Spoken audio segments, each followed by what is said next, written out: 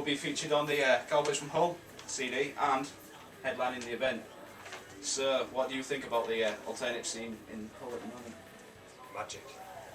Except in enough coverage from like the magazines and stuff like that. We went to Adelphi to see the band Lebet Blooms, and we were in no metal scene or anything like that. It was in it at all polished stuff. Yeah, there's a lot of diversity that I think gets overlooked. That everybody just kind of goes, right, well it's either indie or it's metal, and there's so many subgenres and just tiny little niches that exist in Hull alone that need to be exposed and need to be kind of joined together. And the Sessions helping out with that a lot though. yeah, that's really it. What, doing a like good job with John Copley and Mac are doing a really good job trying to get. They got us headlining one of the shows, and that bill alone was really. We played with really a rapper from America. Yeah. In Audium. Yeah. And that was it. There was I think there's a few MCs and like acoustic acts. It was like one of the weirdest mixed bill shows that we've ever played. And we've played some mixed bill shows where like we played with punk bands, metal bands, rock bands, White power bands. White power bands. Yeah. Didn't help him all. Yeah. In my element. Yeah. You might notice we're missing our vocalist Sammy. He broke his foot during one of our sets. Yeah. And he's working tonight, so he couldn't walk. Yeah. We was going to say he's in a dungeon, but that didn't happen. No. So, Maybe next time. Dungeon work, same. come with Chaos and Awake and Sleeps. Yeah. Gratitude Next Door. Gratitude Next Door, one of the best bands you'll ever hear in your life. They're amazing. Yeah. Kane is one of the best guitarists. He's just amazing. They get a massive thumbs up from us. I just took him off. I might do actually.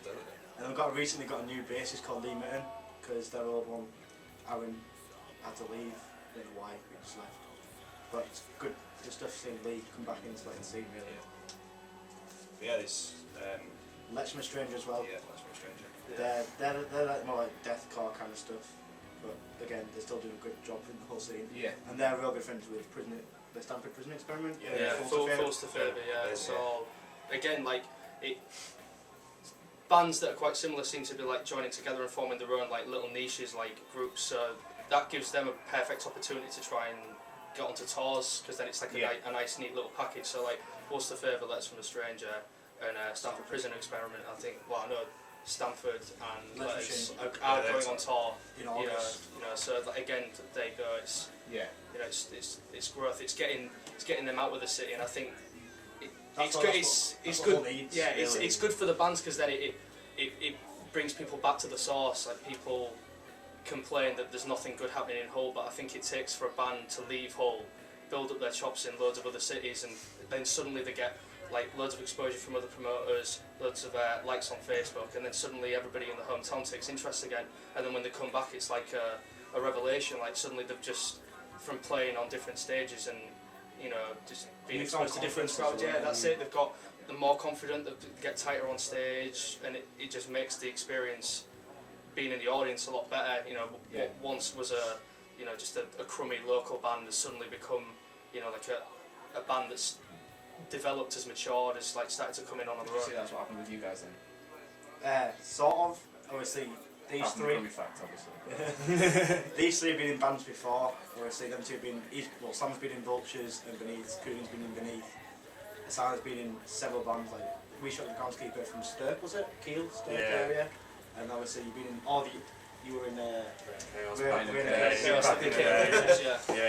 That's right. That's making me And obviously, Sammy the vocalist has been in Third Floor Suicide.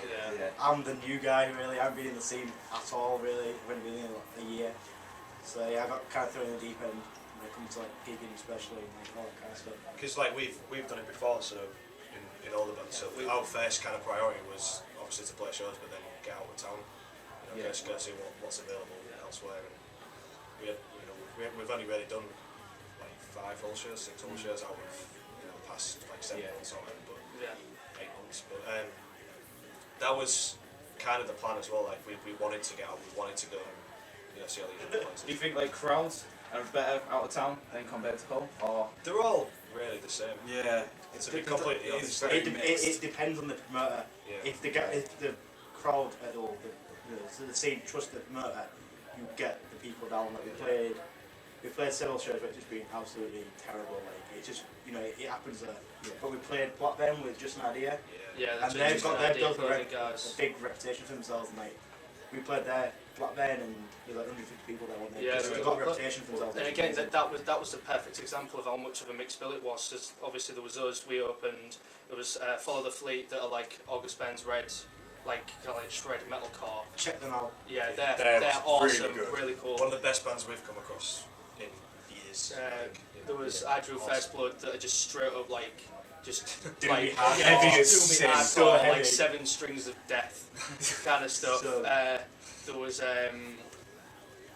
who else? I don't know. Who Like headlined? Falter and Today They Are Older. Yeah, today they were all there. We were real weird. Yeah, Yeah, they were I think that was the first time we played, and then the second time we played with Houston. We have a problem, and they're like a Tesseract kind of band. In fact, they recorded with Tesseract in their studio, and they had like a really weird, like genty progressive sound, but then it was mixed with like techno and like dubstep. It was like, what is going on? This is madness. And then who else did we play with? Obi on Betrayal as well. Again, like they're like Good lads from Kendall. yeah. Or Barrow. Yeah. good friends of ours. Yeah, the facilities in Brid are the best. Like, But every venue that they've ever been able to kind of pull off an alternative kind of like live venue for has always been literally a room the same size as this, and they've crammed hundreds of kids in there, and it's been just mayhem. Like, and that makes you feel really good when you have the opportunity to play a show like that, because you know that you walk away from it going, I'm never going to forget this. You know, if a couple of dozen kids turn up and you go, I think we played okay, I think the kids enjoyed it, but when there's like literally just 150 kids plus squeezed into a tiny little box underneath a bar, and everyone is like crowd surfing, and you're like, what is happening? Like, this doesn't even seem real. It's places like that where like people just appreciate the bands rather than just go into a gig just to look cool. Like, That's, hopefully this album is being pushed on BBC Introducing, so actually you guys will hopefully trying to get, like, the whole point of it was to try and promote bands that are worth promoting, that don't get promotion and get always shunned. So do you think like the actual album was a good idea in the first place? Oh yeah, definitely. Yeah. like I said before, like, metal scene or like the alternative scene doesn't get coverage in Hull, like the newspapers and all that kind of stuff, but all the other scenes do. So it's a good thing that it's finally getting pushed out there. Really. So, well, I think now, like, the fact that venues seem to be just dropping off the radar entirely, like, because they're just not getting in the custom. I think now, like, promoters and venues alike are all kind of going, hang on a second, we all need to kind of pool our resources together and really try and just get some unity going on. One of the biggest blows was Ringside closing.